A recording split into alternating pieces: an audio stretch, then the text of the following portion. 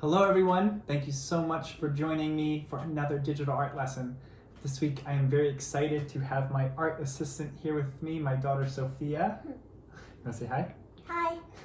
And we are going to be talking with you all about what Hanami means, and we're going to be doing a very fun cherry blossom project.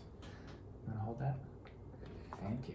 So in just a second here, we're going to talk about what we're going to need for today's lesson, and then we are going to learn about Hanami, and then we'll get started on today's art project. So let's talk about what we need for today. So for today, I always say to Sophia, use a pencil first before you put your outlines and your color in. So we're going to need a pencil. We're going to need anything you would like to add color. What's your favorite thing to color with? Paint. Paint. You could use paint, watercolor paint if you wanted to. You could use crayons. You could use oil pastels or colored pencils. I'm going to leave that part entirely up to you. So whatever you would like to use for your cherry blossom art today is up to you. Okay, so let's talk about what Hanami is and what it means before we get started on our art project. So you want to hold this side for me? All right, so Hanami means flower viewing in Japanese. Enjoying beautiful flowers is an old Japanese custom that dates back for more than 1,000 years. That's a long time. Yes. Cherry blossoms are the most popular, which start to flower in late March and early April. So by now, most of the trees, the cherry blossom trees, have already bloomed and blossomed, right? Since it's about mid-April.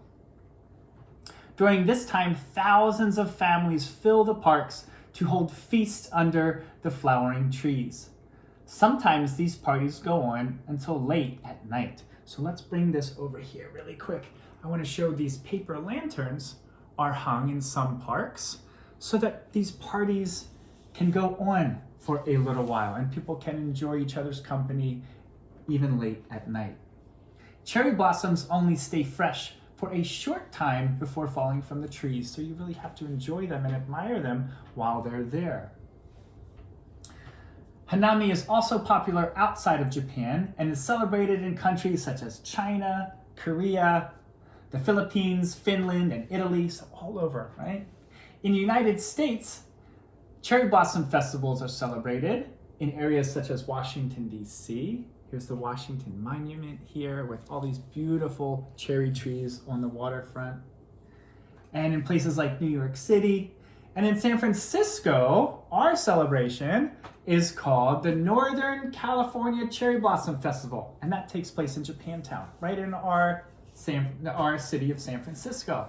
And guess what? It's the largest cherry blossom festival on the West Coast. So whoop, whoop, our city of San Francisco has the largest cherry blossom festival on the West Coast. High five, Sophia. That's pretty awesome, right? Okay, so let's take a look at some of these pictures. Here, Sophia, you want to hold the board with me? Take a look at some of these pictures of families having these feasts underneath and picnicking underneath of these flowering cherry blossom trees, right? Really taking in their beauty.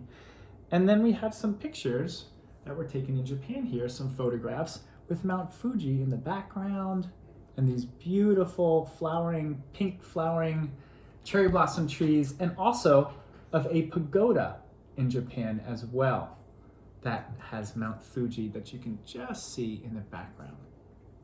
So as you can see, there's lots of different ways that you can draw or represent a cherry blossom in art.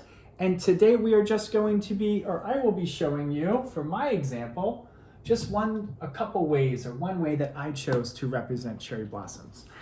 Now, you can draw them very realistically if you want to put lots of detail in yours like this artist chose to do. Sophia's holding up my example, and I chose to draw them a little bit more simplified, right? Just to show you that there's lots of different ways to draw cherry blossoms. You can draw just a normal kind of looking tree and then color them in pink to represent cherry blossoms.